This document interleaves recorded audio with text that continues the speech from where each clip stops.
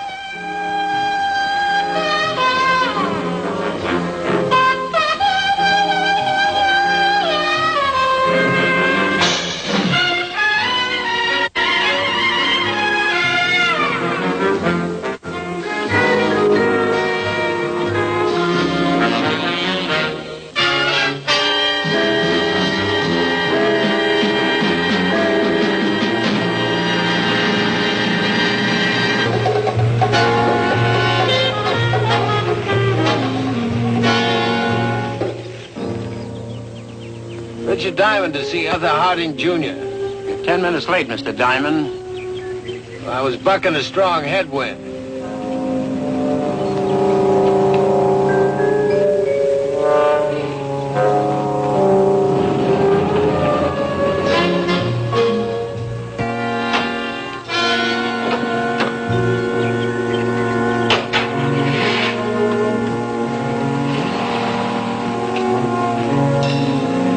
Good afternoon, Mr. Diamond. Well, the same to you. Mr. Harding Jr. is waiting for you at the swimming pool. Around the corner to your right, and straight down the path. Well, thank you very much.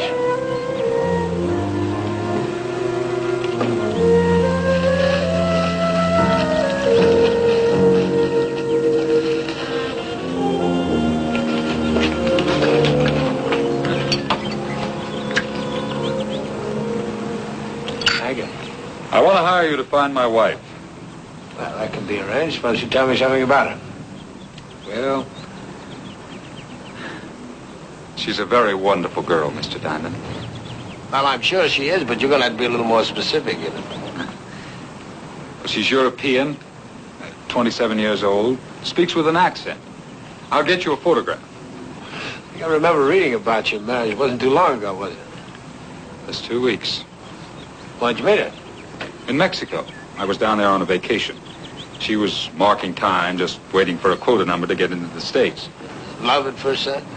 First time it ever happened to me. And then just 4 days ago, she moved out and went to a motel. Hasn't been seen since. Well, why'd she move on? Well, I'm afraid my father's responsible for that, Mr. Diamond. He's not the most diplomatic man in the world, and Elsa's very sensitive. Well, then your father didn't approve of the marriage. He seldom approves of anything I do. I didn't consult him about this, so naturally he took it rather badly.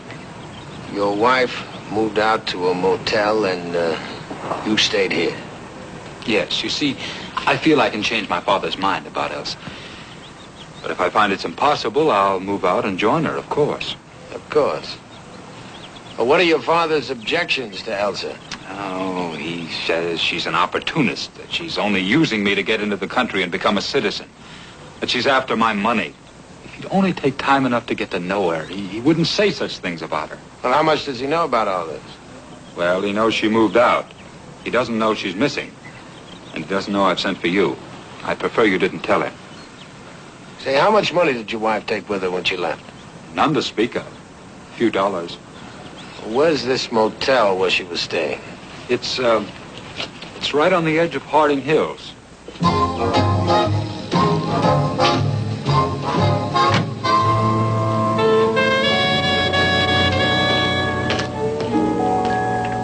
Mr. Arthur said I wasn't to let anybody know about it, so of course I didn't. When'd you find out she was gone? Just 3 days ago. That would be Monday. The maid told me her bed hadn't been slept in, but that the things were still here, so she hadn't skipped. Well, we get an awful lot of skippers in this business, don't you know? Well, I came to see for myself, and sure enough, it was all here just as it is now. Not that I ever was worried about the girl. I know she had plenty of money. Well, how did you know that? Well, as a matter of fact, I happened to be glancing into her purse just as she was signing in, just by chance, don't you know? And I saw a roll of bills big enough to choke a horse. The last time you saw her was the previous evening, Sunday. That's right, when she checked in. Now, what'd you do when you found out she hadn't slept in the bed? Why, I called Mr. Harding Jr. up at the estate, of course. He came right over, looked around, and told me not to rent the room, but to keep everything just as it was and not to say anything to anybody. Said his wife would be back in a couple of days. I sure hope nothing's happened to the poor thing. Yeah, well, so do I, Mrs. Myers, and thank you very much. You've been very helpful.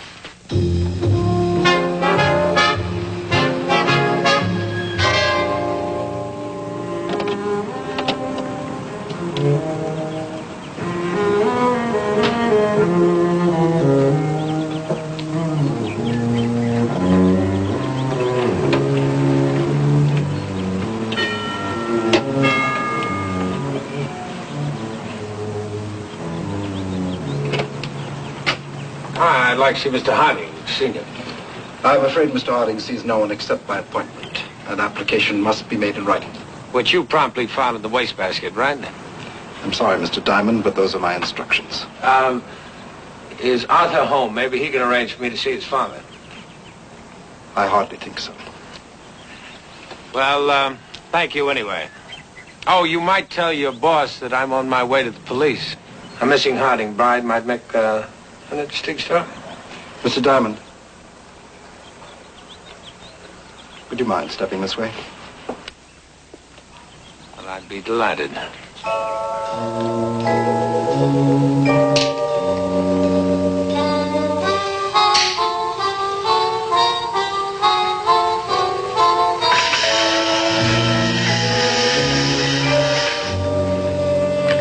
Good afternoon, Mr. Diamond. I understand you wish to see me about some matter concerning my son. Well, to be more accurate, Mr. Harding, it's about your daughter-in-law. Ah, yes. My son's wife. Are you an enthusiast, Mr. Diamond? Only when I'm scared, Mr. Harding. Pity. Very relaxing hobby. Now, sir, what do you want of me? Money to keep this story out of the papers? Well, now, that's a very tempting suggestion. But I'll settle for some answers to a few questions. Take your retainer and go, Mr. Diamond. My son's wife isn't missing. She's gone for good.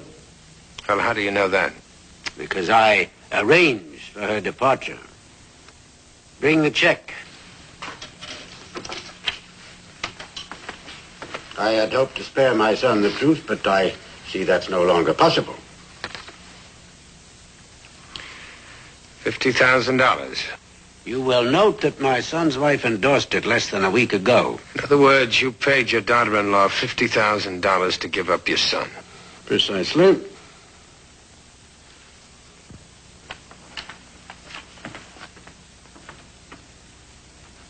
Well, isn't it wonderful the things money can buy? Which, of course, is why it's worth having. Well, I knew there must be some reason. Your son doesn't know about this. No. I'd be grateful if you would tell him and spare me that unpleasant duty. I imagine it's all in the line of work with you. Sure. Thank you. Now that the lady is gone, I trust this whole matter can be forgotten. Well, I'm sure it can be, Mr. Harding, if she is gone.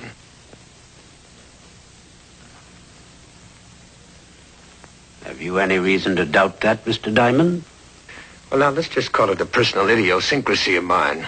Sort of a built-in suspicion about young ladies who go off and leave such items behind as clothes, suitcases, and lipstick.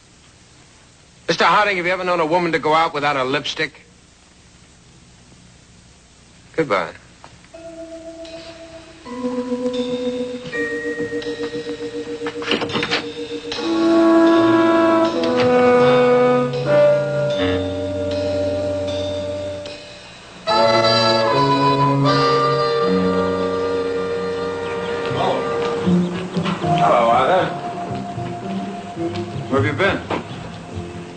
father?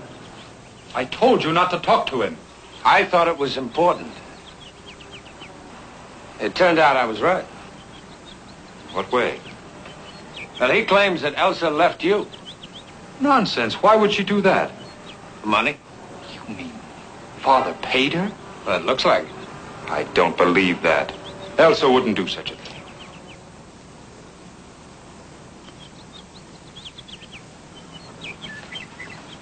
You know, there's a canceled check upstairs for $50,000 with Elsa's name on it.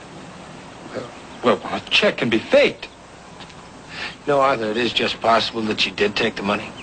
Left all her clothes in the motel room so you wouldn't follow? Oh, no, no, no. Elsa's still here.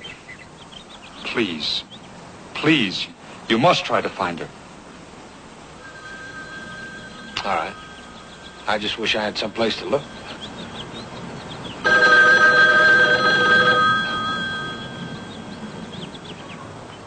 Would you excuse me? I have to step into my office.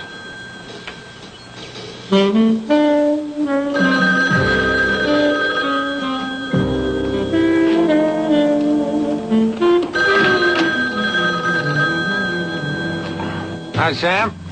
Hey, I'm about to bid farewell to Harding's half acre. What's it like? Well, it's a nice yard for kids. Good view, I'll bet. On a clear day, you can see the island. Catalina? Hawaii. What's the old man like? Well, let's see. He's sinister, cunning, and deadly. A real regular guy. I have a message for you. From whom? He declined to state. Real spooky. Well, let's hear it. You'd be surprised at the things you'll find buried behind the Harding greenhouse. Is that all? Isn't that enough? Does it make sense to you, Mr. Diamond? No, Sam, it doesn't. But then after seeing Harding's hideaway, nothing would surprise me. No, thanks very much. I'll talk to you later. Bye, Mr. D.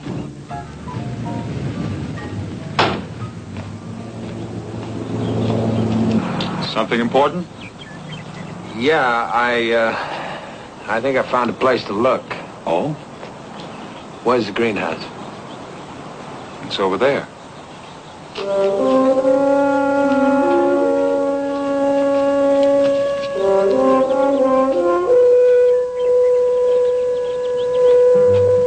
What are you looking for? I'm not sure.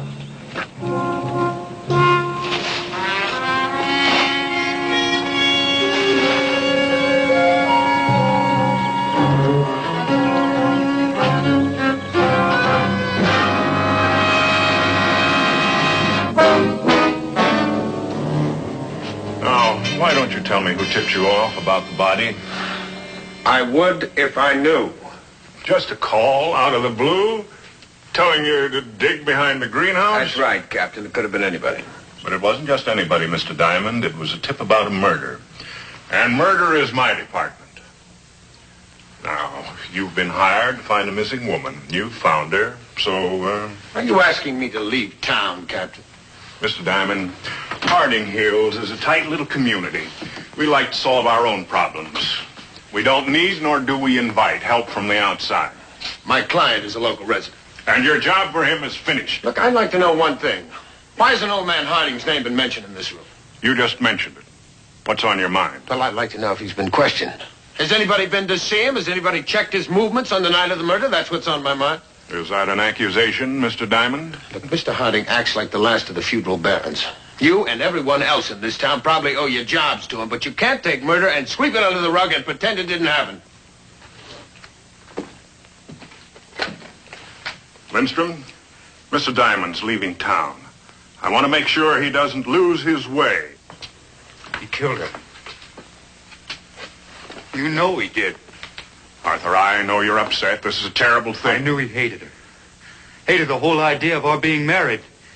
But I thought he'd draw the line at murder. Oh, now, surely you're not accusing your own father. You think it's easy for me? I've watched him all my life. Sitting up there like a spider in his web, waiting for the next fly. Now, Arthur, we all knew you were having a bad time. He wanted to make slaves of people. Of everyone. Even me. I defied him. Once. He went mad. Now, Arthur, you're overlooking one thing. Your wife was murdered, she was carried, and she was buried. That'd take a strong man. Your father's a cripple in a wheelchair. How could he manage it? I don't know. I only know my wife is dead. And my father hated her. You can find out how he did it, Mr. Diamond. Well, I'm afraid it's a police matter from now on. I've been asked to leave town. Of course you have. You haven't been paid off like everyone else around here. I've taken a lot from you because you're a Harding. But you listen to me. You keep on talking like that, and you're going to end up behind bars. I'm surprised you haven't arrested me already. Or hasn't my father given you your orders for the day yet? Come on, Arthur. It's time to leave. Let's go.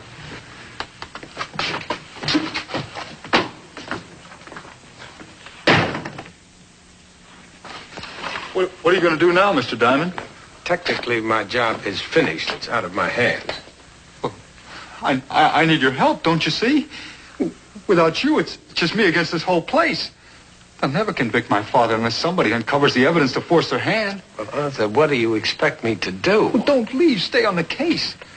I need a friend in Harding Hills. Well, I couldn't stay if I wanted to. It looks like this is the gent with the tar and feathers.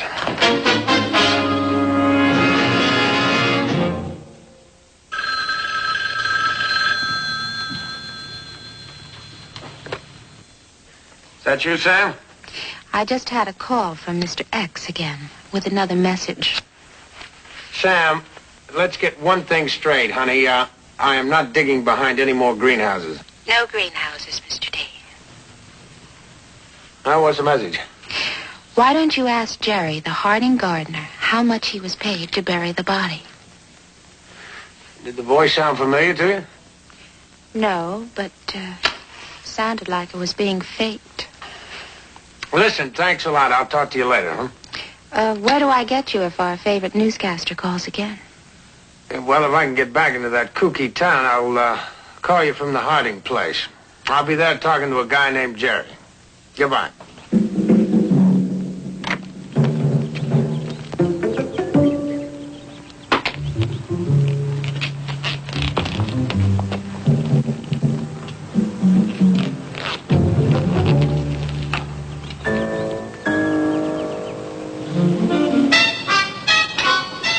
Jerry? Yes? My name is Richard Diamond. Yes, I know. I'd like to ask you a few questions. I don't know anything. Well, that's fair enough. Say, those are beautiful. Do you raise those from seed? Oh, yes. We don't buy any plants, just seed. Well, I bet that house up there never had to buy a flower. No, sir. Not since I come here. How long ago was that, Jerry? 13 years. Well, I guess the old man must be a pretty nice guy to work for, huh? He always treated me square. I guess you don't get to see him much, huh? Well, 13 years. I only seen him up close once. Well, then why would he ask you to kill that girl?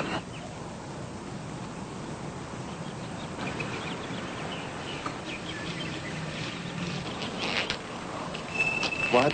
Well, I think a man would have to be a pretty good friend before he'd ask something like that. He never asked me no such That's thing. what he said, Jerry. He said you killed her. You buried her behind the greenhouse. I never killed her. Well, that's what he said. I'd hate to think that he was trying to pin something on you if you didn't do it. Of course, it'll be your word against his, you know. He said I killed her? That's what he said, Jerry. No, I never killed her. I buried her, yes, but I never killed her. Well, I guess we'll have to go up and get this straightened out with the old man, huh? Yeah. Jerry, you wait right over there.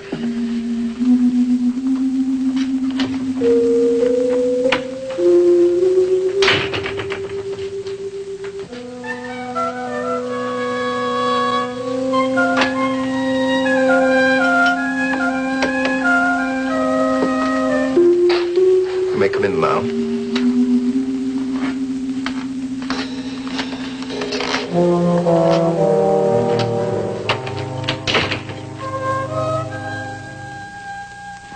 Why did you say I killed her?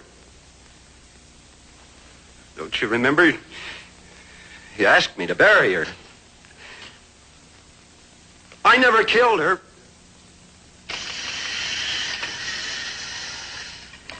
I didn't think you did, Jerry, but I had to make sure. But Mr. Diamond, I know. Miss Kirsten, thanks very much for your help. Do me one other favor. Call Captain Hoyt. Tell him I have a material witness. Of course. What now, Mr. Diamond? Well, I'm going to get out of these, and then I'm going to visit my client.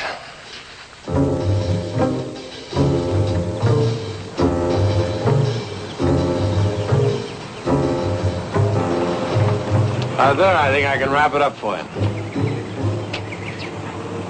To drive by these big houses and wonder what sort of people lived in them? Well, how you know? Well, all people are not alike, Arthur, no matter where you go. I know who killed your wife. So do I. Can you prove it? I think I can. Maybe now Father will realize that he can't play God. He can't make his son in his own image and get away with it. Did you know he was jealous of me? I swear it. I could see him watching Elsa, envying me. When he couldn't have her, he killed her. He didn't kill her, Arthur. But you just said you... That I knew who did. I do. See, it was somebody that wanted me to believe that your father was stupid enough to hire an accomplice under his own roof. That he was stupid enough to try to fake a canceled check. That he was stupid enough to leave the girl's clothes in the motel. Now, one thing your father is not, Arthur, and that's stupid. Of course he is. He's stupid. Arthur, you planted those telephone tips. You wanted to keep me interested in the case. She was going to leave me, Mr. Diamond. After 2 weeks of marriage, she was going to leave me. I just couldn't stand Father being right again. She was an opportunist. She did try to use me. And then she took Father's money and started to walk out. So you decided to impersonate your father, to hire Jerry. You had one idea in mind. You were going to frame him. I'd do it again. I'm glad I killed her. You're the only one who knows about it. And you're not going to tell anyone.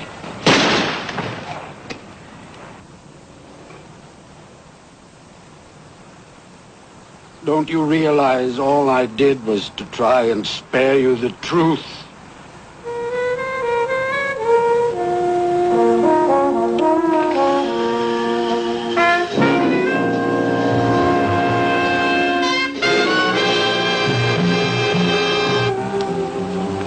I try to talk to him, but all he does is sit there holding that blasted pistol and staring into space. Well, it's quite a shock to find out your son's a murderer. Even for a man like Harding. I wish I could feel sorry for him, but I can't. You know, it's the young Harding that I feel sorry for. I guess from the start, he never had a chance. Well, what are you going to do now? Stay on, I suppose. No use kicking a man while he's down. You know, I think you'll find he won't be such a fire eater anymore.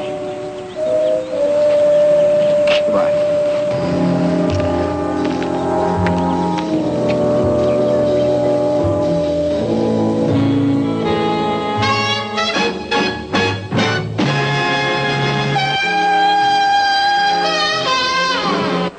Tuesday, November 18th is Loop Night at the Seattle Center Coliseum. Be one of the first 5,000 spectators to watch the new-look Sonics dethrone the Sacramento Kings and get a free UHF loop antenna from TV 22.